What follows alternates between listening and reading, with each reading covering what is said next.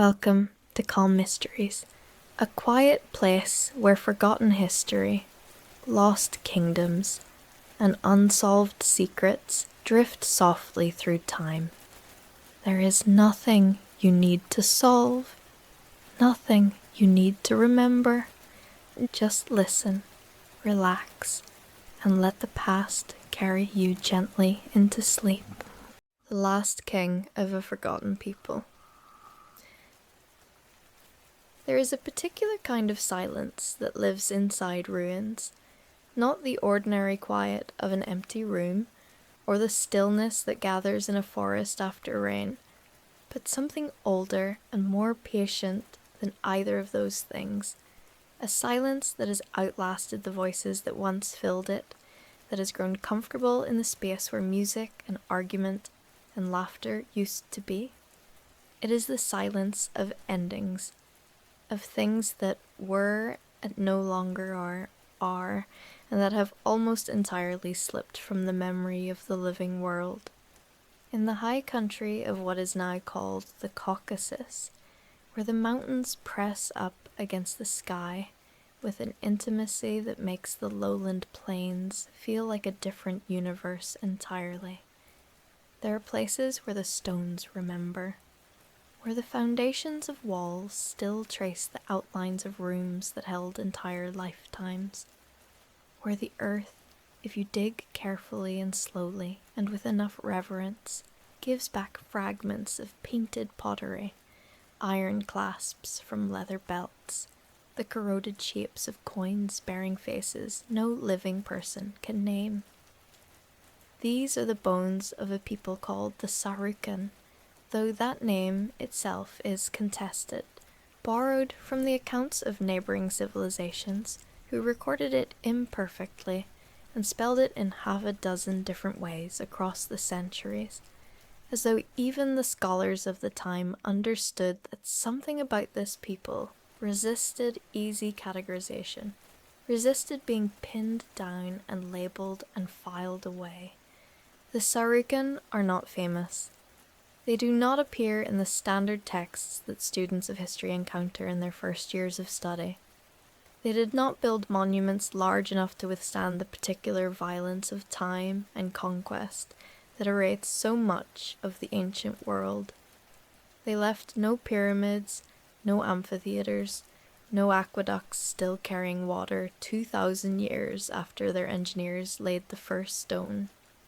What they left were smaller things, careful things, the intricate silverwork found in burial mounds on the eastern slopes of the Elbrus Range, the fragments of a legal code inscribed on clay tablets and discovered only in 1972 by a team of Soviet archaeologists who were, at the time, looking for something else entirely.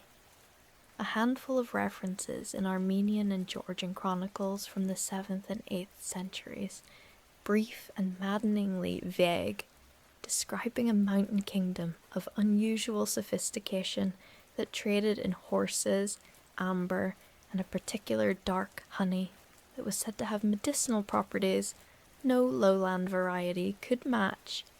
And there is one other thing the Sarukhan left behind, though it took centuries for anyone to understand what they were looking at.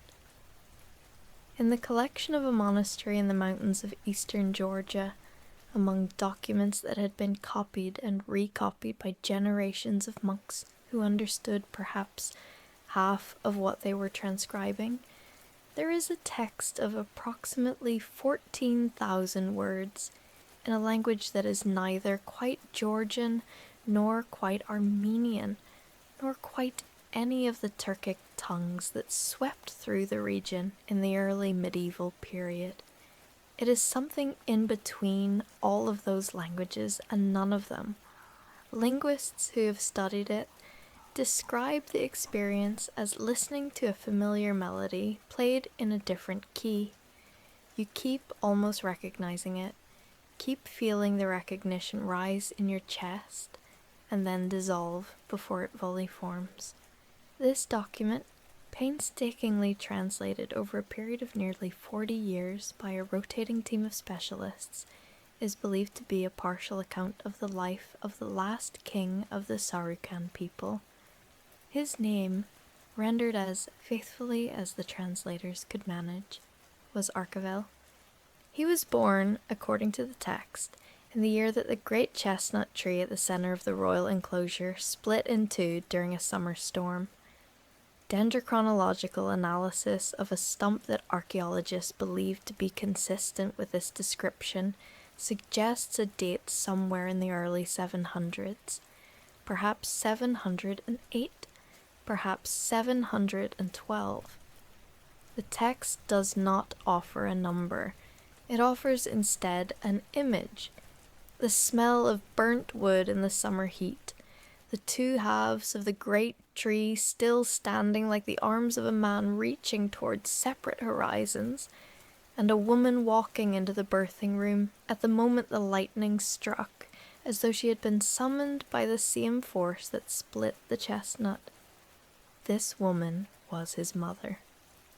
The text does not give her name, referring to her only by her title, which the translators have rendered as the keeper of the high pastures, a role that appears to have been both practical and ceremonial, responsible for the movement of the royal herds through the seasonal grazing routes, and also for certain rituals connected to the Sarukhan understanding of the relationship between the living and the dead.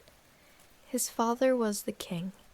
The text calls him the Ash-Crowned One, a title that refers, the translators believe, not to a physical crown of ash, but to a particular ritual in which the king's hair was dressed with the ash of a specific wood burned at the autumn solstice.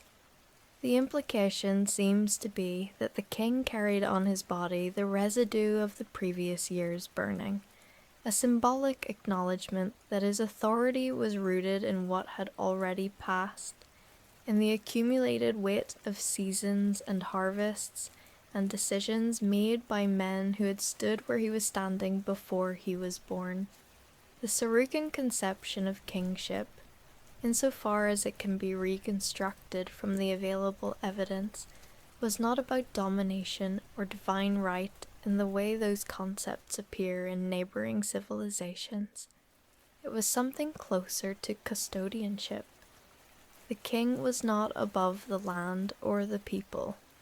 He was, in some essential way, responsible for the maintenance of the relationship between them, a living bridge between the human community and the forces, weather, soil, water, the rhythms of the herds, upon which that community depended. Archibald grew up, therefore, in a household where power was understood as obligation. His earliest memories, as preserved in the text, are not of ceremony or privilege, but of work.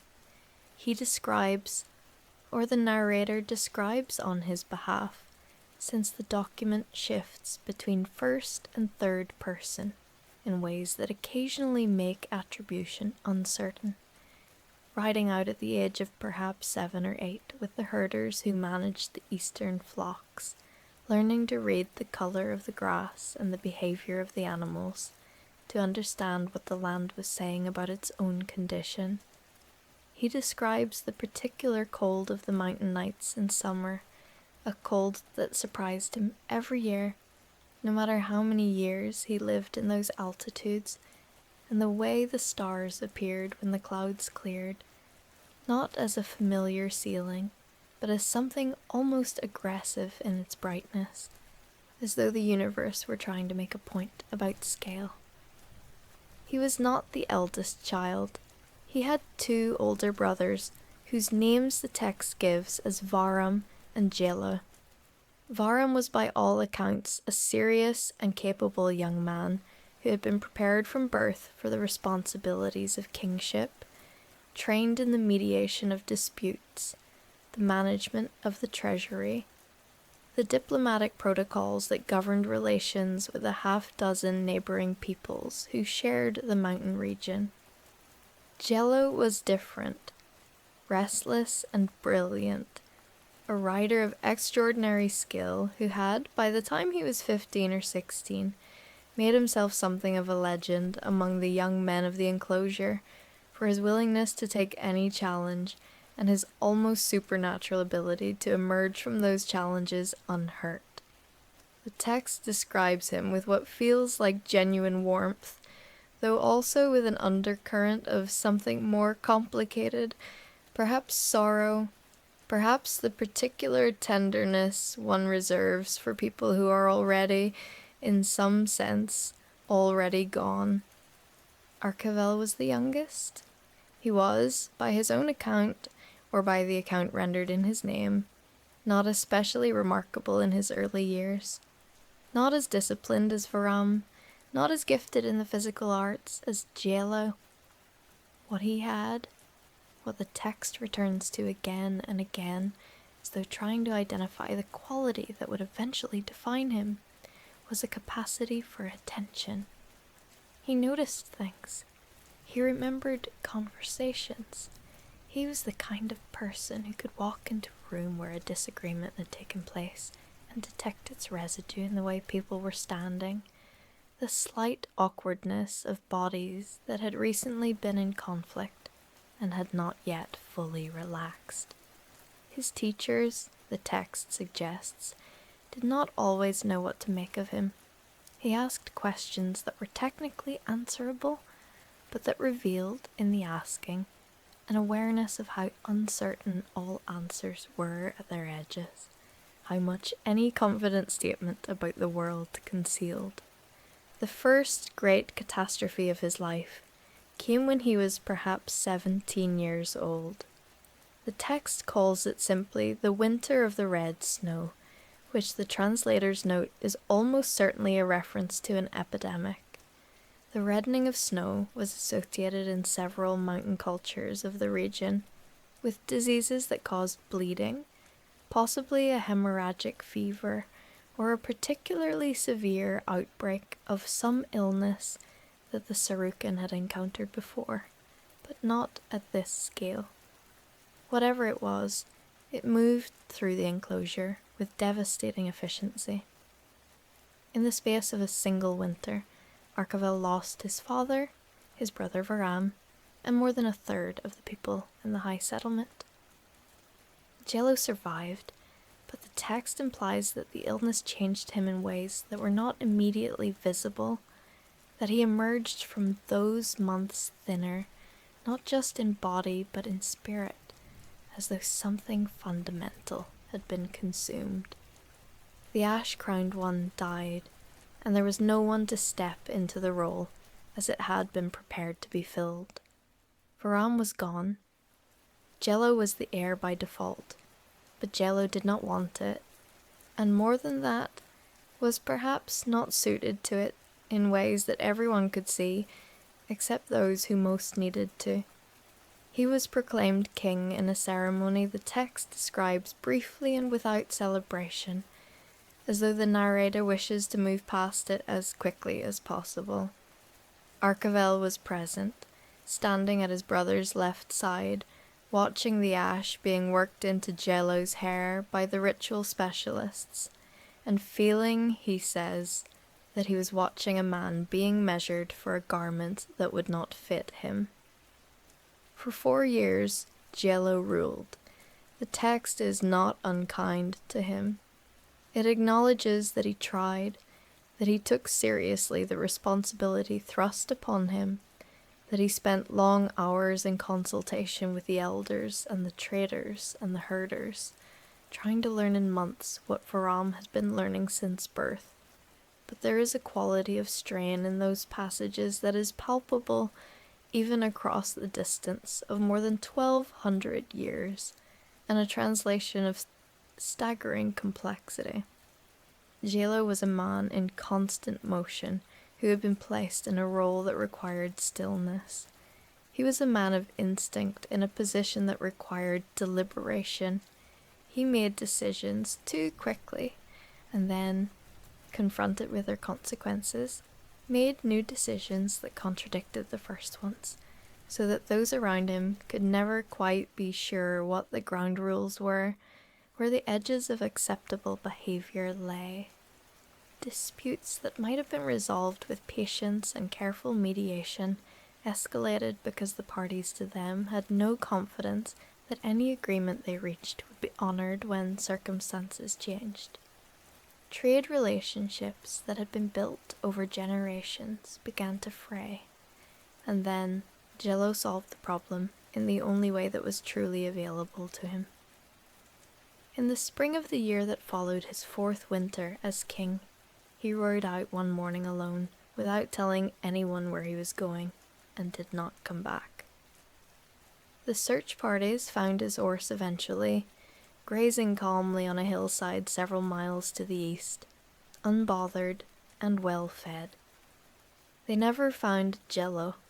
The text offers no theory about what happened to him. It simply records his absence as a fact and moves on to the business of what came next. What came next was Archibald, who was 21 or 22 years old and who had spent 4 years doing something that would turn out to be extraordinarily useful: watching. While his brothers struggled and improvised and backtracked, Archibald had been present at every negotiation he was permitted to attend, every council meeting, every ritual, every judgment. He had said little. He had listened to the complaints of the herders about the condition of the eastern pastures, to the concerns of the silversmiths about the quality of the ore coming from the southern mines, to the anxieties of the elder women who managed the storage of food through the winter months. He had, without anyone quite noticing, become a person who understood the landscape of his people's concerns with unusual precision. He did not want to be king. The text is remarkably clear about this. He records in a passage that the translators describe as one of the most personally vivid in the entire document, the night before his proclamation, spent awake on the roof of the main hall, watching the stars he had loved since childhood, and feeling the weight of what was coming settle onto him like something physical, like the first cold of autumn arriving in the air before it arrives in the thermometer. He had seen what the role had cost his father. He had watched what it had done to Jello. He was not under any illusion that he was exempt from its demands, simply because he was better prepared for them. But there was no one else. And so he walked into the ceremony in the morning, and he stood still while the ash was worked into his hair, and he looked out at the faces of his people, diminished by plague, uncertain after 4 difficult years, but present and alive, and watching him with an expression he would describe later as something between hope and resignation, the particular look of people who have learned to be careful about expecting too much. And he made the only promise he felt he could honestly make, which was that he would not waste what time they had. He ruled for 31 years. Those 31 years are the heart of the text, and they're also the most difficult to summarize, because the quality that made Archibald's reign worth recording was not drama, but steadiness, and steadiness is one of the hardest human qualities to render in narrative. Stories prefer peaks and valleys. Archibald's project was to minimize the valleys, to build systems robust enough that a bad harvest or a difficult winter or a conflict with a neighboring group did not spiral into catastrophe, to create, through patient accumulation of small decisions, a kind of stability that his people had not experienced in years. He began with the pastures, because that was where he had begun as a child, and because he understood that the foundation of the Saracen economy was the health of the land.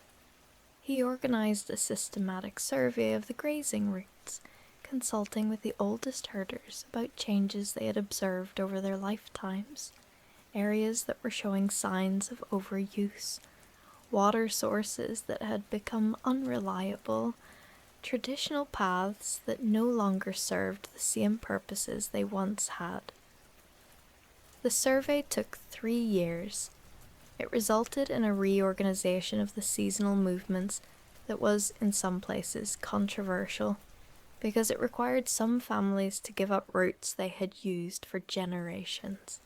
Arkville negotiated each of these transitions personally, sitting with the affected families, listening to their objections, explaining his reasoning, and in several cases modifying his plans based on information they had that his surveyors had missed.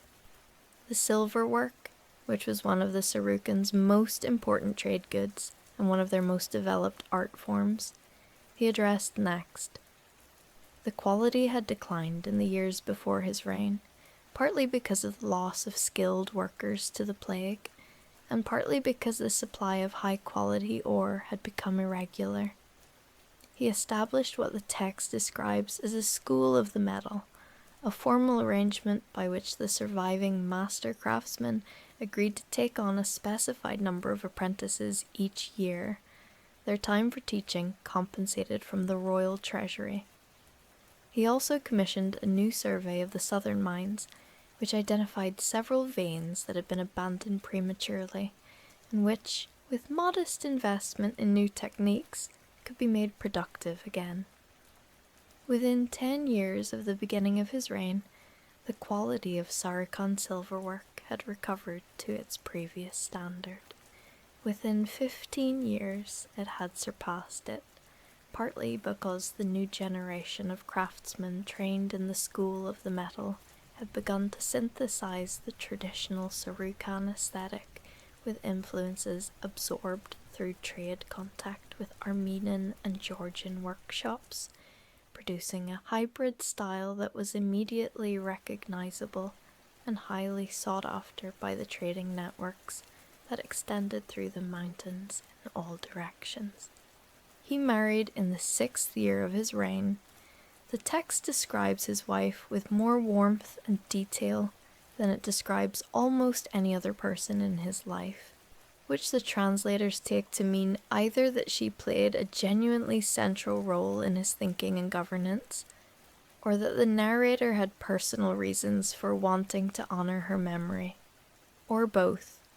Her name, rendered as faithfully as possible, was Tsinara. She came from a family of traders who operated the routes between the high country and the lowland markets to the south, and she brought with her not only connections but a particular kind of practical intelligence, a fluency in the language of negotiation and exchange that complemented Arkville's more structural and administrative gifts. The text records that their conversations at the end of each day, sitting in the small room behind the main hall that served as their private space, were where many of his best ideas were shaped, where the rough form of something he had been thinking about for weeks would be sharpened and refined by her questions, her objections, her understanding of how things actually worked in the markets and the trading posts and the long roads between them. They had 4 children. 3 survived to adulthood. The text notes this with the matter-of-fact brevity of someone who has lived long enough that the grief has become part of the architecture of their life, present in everything, but no longer overwhelming in any particular moment. The middle years of his reign were the richest. The systematic work of the first decade had begun to bear fruit in ways that were visible and tangible, and there was a period, the text describes it with a kind of quiet wonder, as though even in the recounting the narrator cannot quite believe it happened, when the combination of reliable pastures, renewed silverwork, and Sinara's expanded trade networks created something approaching genuine prosperity. Not the spectacular, concentrated wealth of an imperial capital, not gold in vaults and marble colonnades and the ostentatious display of power that characterized the great civilizations of the period.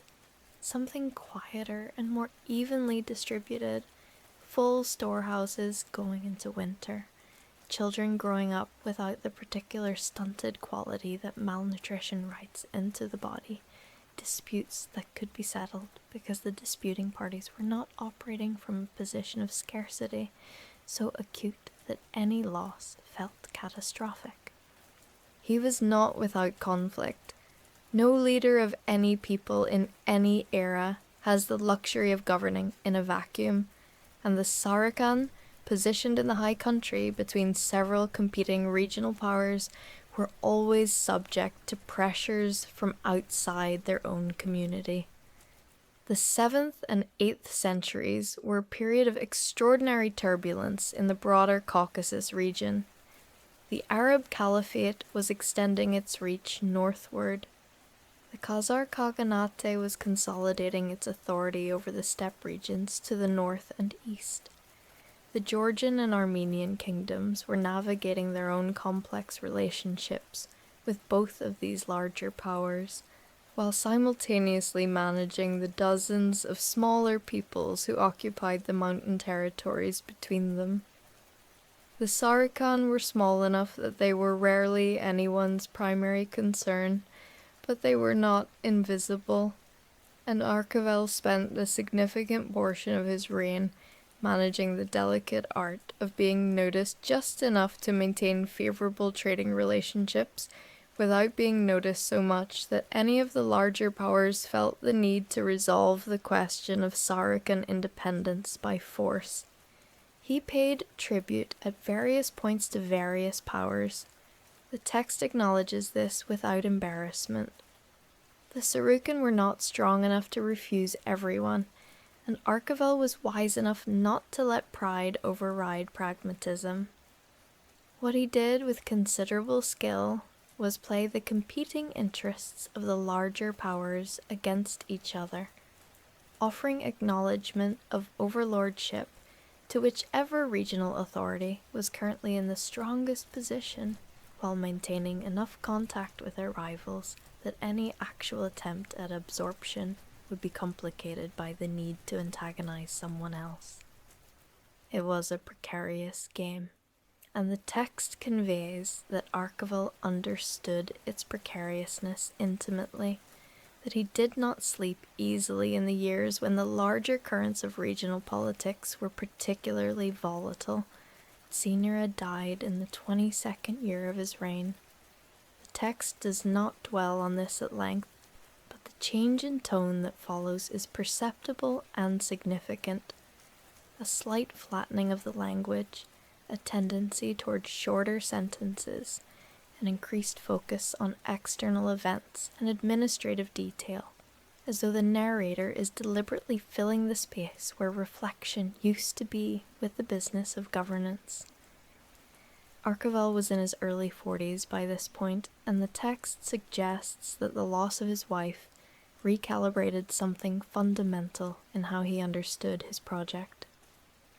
In the years before her death, his goal had been, in some sense, to build something that would last, to create structures and systems and relationships robust enough to sustain the Saracen people beyond his own lifetime and hers. After her death, he seems to have arrived at a different and more melancholy understanding of what he was actually doing. He was not building something permanent. He was presiding over something temporary. He was being, for whatever time remained, the custodian of a people who were unlikely to be remembered. He did not abandon his work. That is important. The text makes clear that the last 9 or 10 years of his reign were in many ways as active and engaged as the first decade. He continued to oversee the pasture management, the silver work, the trade routes. He arbitrated disputes with the same patient attention he had always brought to that work. He trained his eldest surviving son in the practices of governance, with a thoroughness that suggests he had not entirely given up on the idea of succession, on the possibility that after him there would be another king, and another, each one inheriting the accumulated knowledge of those who had come before. But there is a quality to the later passages of the text that is different from what precedes them, a quality of looking, of the particular kind of attention that turns toward things when you understand that you will not always have the opportunity to see them. He records the color of the mountains at different seasons in language that is more detailed and more deliberate than anything earlier in the document. He writes about specific conversations with specific people. A herder who had served the royal enclosure for 40 years, a young silversmith who was doing something new and interesting with the traditional geometric patterns, an elder woman who had known his mother and who carried in her memory stories about the keeper of the high pastures that Archibald himself had never heard. He is gathering, he is trying to hold, in the medium of language, something that he knows is going to be lost. The final crisis came from the north. The text is frustratingly vague about the specifics, partly because the relevant portion of the document is damaged, and partly because the narrator seems to have written about these events with a restraint that suggests he did not fully trust himself to describe them without losing the measured quality that characterizes the rest of the text. What can be reconstructed is something like this: a coalition of groups from the northern steppe, moving under pressure from shifts in the regional power dynamics that were reverberating through the entire Caucasus, entered the mountain territory from the northeast, and began moving through the high country in a way that was not quite invasion and not quite migration, but something of both, taking up space and consuming resources in ways that the existing inhabitants of the region could not absorb without being fundamentally transformed. The Sarukhan were not the only people affected, but they were among the most vulnerable, because their territory lay directly in the path of the movement, and because their smallness, which had been an asset in the years when invisibility was a viable strategy, was now a liability. Archibald sought alliances, the text records, rode personally to neighboring communities, sent emissaries to the larger regional powers whose attention he had so carefully managed for 30 years, tried to assemble some kind of coordinated response. Some of these efforts were partially successful.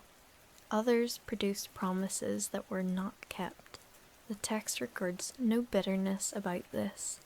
It records it as fact, as one more piece of evidence about the nature of the world, which has always been that large powers protect small ones when it is convenient, and withdraw that protection when it is not.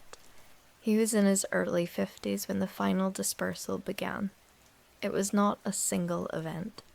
It was a process that took several years. Families leaving the high enclosure one by one, or in small groups, moving to territories where they had trade connections or family ties, assimilating into neighboring communities that were larger and therefore safer. The text describes Archibald watching this happen with the same careful attention he had brought to everything else. He did not try to stop it.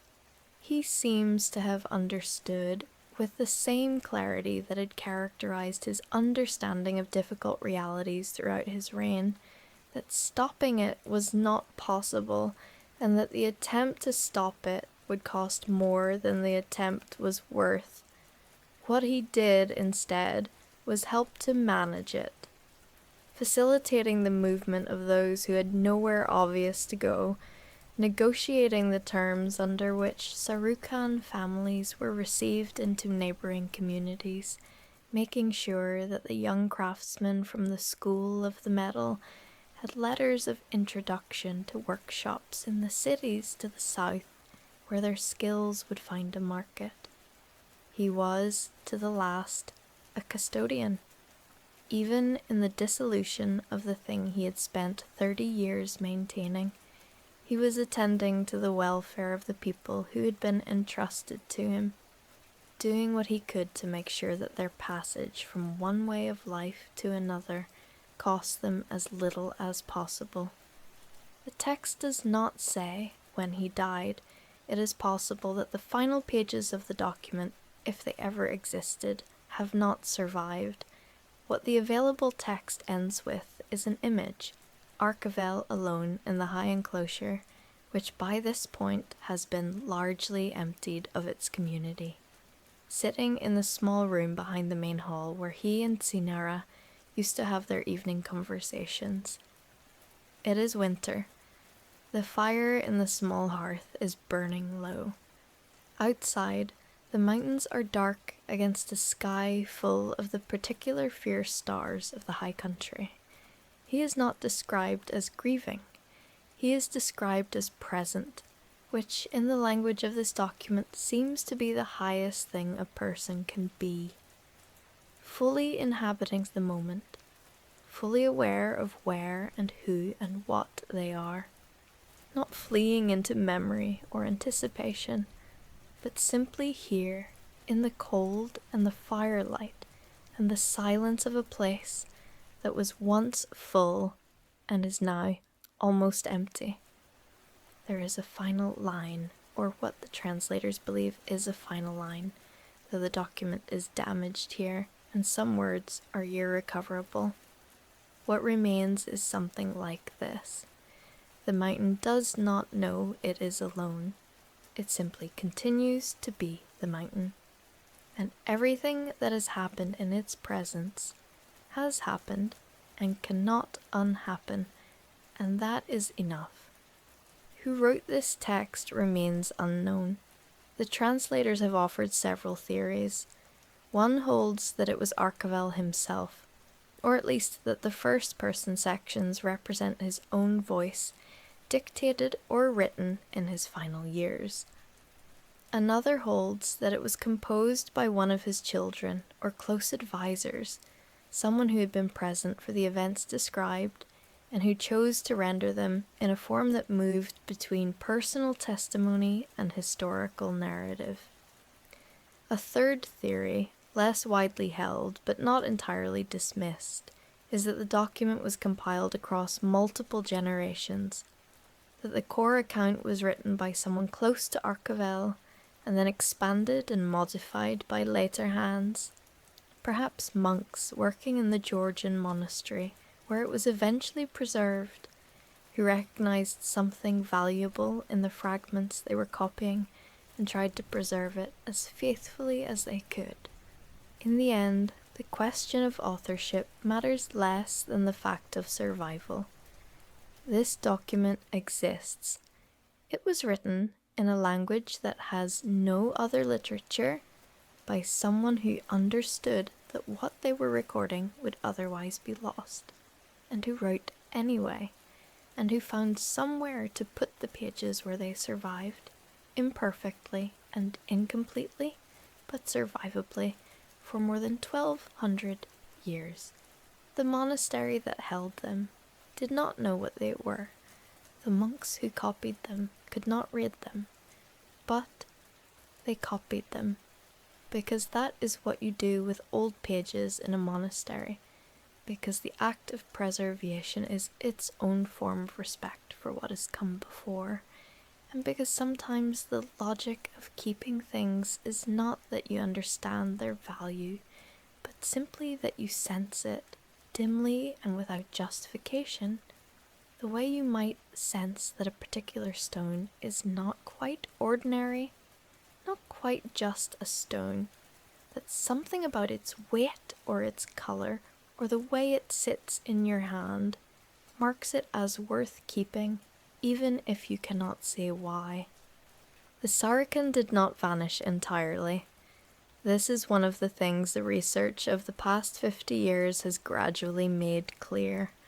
Some of the silverwork motifs that are characteristic of the pieces found in the burial mounds of the Sarukhan territory appear in modified forms in the craft traditions of several communities in the region whose histories extend into the present. Some of the legal concepts preserved in the clay tablet fragments appear to have analogies in the customary law of mountain communities that survived the medieval period, and in some cases survive still. The great dispersal that Archibald presided over was not an extinction, but a transformation. The people did not cease to exist. They became, in time, part of other people. The way a river flowing into a larger river does not cease to have been a river, even after its water is no longer separately traceable.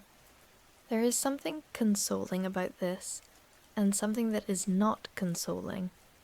The consoling part is that the human beings who made up the Sarukhan community did not disappear from the world, but continued in it, their genetic inheritance flowing forward into generations that are alive right now, their cultural influences embedded in living traditions, even where those traditions no longer know their source. The part that is not consoling is that the Sarukhan as a distinct community, as a named and self-understanding collective with its own history and its own relationship to a specific place, did not survive. The name is gone. The language is gone. The particular way of understanding the relationship between a king and his people, the particular aesthetic vision embodied in the silverwork, the specific knowledge of those mountain pastures, and the specific way the knowledge was organized and transmitted, those things ended. Archibald knew they were going to end. The text makes this clear. He was not operating under the illusion that his work would be permanent, that the systems he built would outlast the conditions that had made it possible to build them. He was a person who had thought carefully about impermanence from a young age, who had watched his father and his brother die before their time, who had spent 4 years watching his other brother struggle against the grain of what he was, who had understood from the moment ash was worked into his own hair that what he was being asked to do was not transcend mortality, but to live well inside it. And so he did. For 31 years, in a small mountain enclosure, in a language no one else was speaking, among a people whose name would be known only to specialists working in obscure archives more than 1,000 years after his death, he ruled. He paid attention. He built things that were good while they lasted. He loved his wife and raised his children, and sat with old people who were dying and listened to what they wanted to say, and stood in the cold of mountain nights, looking up at stars so bright they seemed to be trying to tell him something, and made the best decisions he could with the information and the capacity he had, and did not waste what time they had. The mountains are still there. The Elbrus still rises at the edge of the Caucasus, its twin peaks white against whatever sky surrounds them. The high pastures where the Sarukhan herds grazed for generations are grazed by different herds now, belonging to different families, with different names and different stories about who they are and where they come from. The veins of ore in the southern mountains that Archibald's surveyors reopened have long since been exhausted or forgotten. The school of the metal is gone, its curriculum dissolved into the broader streams of Caucasian craft tradition, traceable only to the trained eye looking for specific patterns and specific motifs.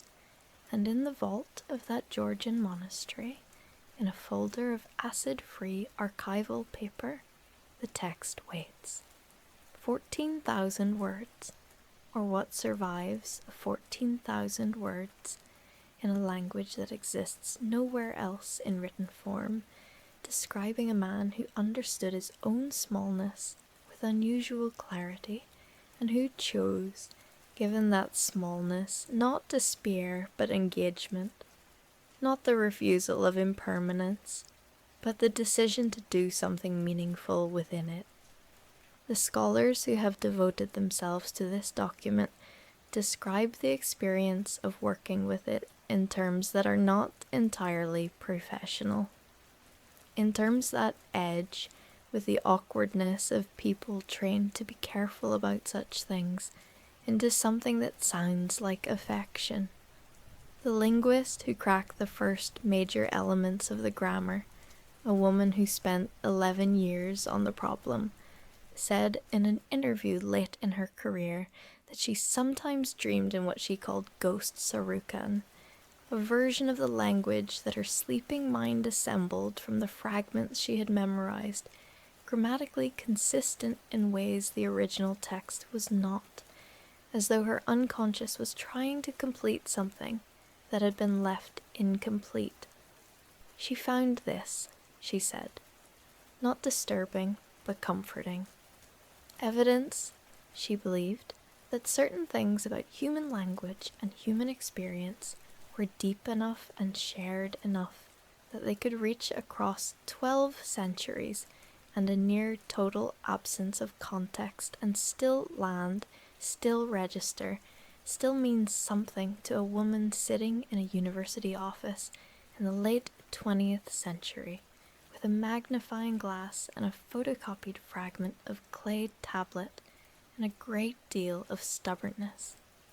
Archibald would have understood this. The text suggests as much. The text suggests that he believed, though belief is too strong a word for the careful, uncertain quality of his relationship with such ideas, that attention was its own kind of continuity, that the act of paying careful attention to a thing honored it in some way that persisted beyond the moment of attention, that the herder who memorized the particular characteristics of every ridge and valley in the eastern pastures had, in doing so, created something that was not quite knowledge and not quite love, but partook of both, and that this something did not entirely vanish when the herder died, but distributed itself somehow into the landscape itself, into the quality of attention that the next person who learned those ridges and valleys would bring to the learning. This is not a scientific proposition. It is a way of understanding the relationship between people and places and time that is characteristic, as far as the translators can tell, of the Sarukan worldview, a worldview that understood the human contribution to the world not as the building of permanent structures or the writing of lasting texts or the accumulation of wealth that could be passed down through generations, but as the quality of presence that people brought to their time in a particular place. The ash-crowned one was crowned with ash, because what gave him authority was not what he would build, but what had already been built, what had already been lived, the accumulated presence of every person who had stood where he was standing before him. He was the continuation of something larger than himself. His job was to be worthy of that continuation and to pass it on as intact as possible to whoever came after. Archibald passed it on. He passed it on to his children, some of whom settled in neighbouring communities and married and had children of their own. He passed it on to the craftsmen who carried the Sarukan aesthetic into Georgian and Armenian workshops, where it mingled with other traditions and produced new forms. He passed it on to the elders who remembered the old stories and told them to younger people who absorbed them into their own understanding of who they were, even as that understanding shifted and changed to accommodate new circumstances. He passed it on, in some form none of them could have anticipated, to the monk or monks who chose to copy a text they could not read, and in that way preserved it long enough for a linguist in the 20th century to find it, and spend 11 years on the grammar and learn to dream in a language that had had no speakers for more than 1,000 years. He passed it on to us now, in this moment, in this telling. The mountains where he lived are still there. The stars he watched are still burning. The silence inside ruins is still the same silence it has always been, patient and enormous, and full of the faint pressure of all the things that once happened in the places where it now lives. And somewhere in that silence, if you are willing to be still enough and quiet enough, and to pay the kind of attention he spent his whole life practicing, you might hear something. Not words, not quite a voice, but the quality of a presence. The particular way that a person who has thought carefully about impermanence inhabits the world, present in the cold and the firelight. Here, enough. The last king of the Sarukan people died as he had lived, attending to the world that was given to him. The ash in his hair, worked in at his coronation 3 decades before, had long since blown away on mountain winds. What remained was the substance beneath, a man who had learned early and at considerable cost that the point was not permanence, but presence. Not the building of things that would outlast you, but the quality of care you brought to the building. Not legacy in the monumental sense, not pyramids or empires or texts that every schoolchild would one day be required to read, but something quieter and, he believed, more real. Attempt, sustained across a lifetime, to see clearly, to act justly, and to leave the thing in your keeping, the land, the people, the brief and improbable interval of flourishing that had been entrusted to you, a little better than you found it. Outside the monastery in eastern Georgia, the mountains rise, the document sleeps in its folder, the language that exists nowhere else in written form waits for the next person willing to spend years in its company, learning to hear in it the voice of someone who understood better than most what it means to be the last of something, and who chose, given that knowledge, not to mourn what was ending, but to honor, for as long as he had breath, what was still here. That is the story of Archivell. That is the story of the Sarukan. It is a story about a people the world has forgotten, and a king the world never knew, and the particular kind of courage it takes to do your work carefully and well when you know that the work will not be remembered. It is a story about impermanence, which is another way of saying it is a story about all of us, about every person who has ever tried to do something good in a world that does not guarantee that good things last, who has ever loved something that could not be protected from time, who has ever stood in the cold of a long night and looked up at stars so bright they seemed to be asking something of you, and tried, in whatever way was available to them, to answer. The mountain does not know it is alone. It simply continues to be the mountain, and everything that has happened in its presence has happened and cannot unhappen, and that is enough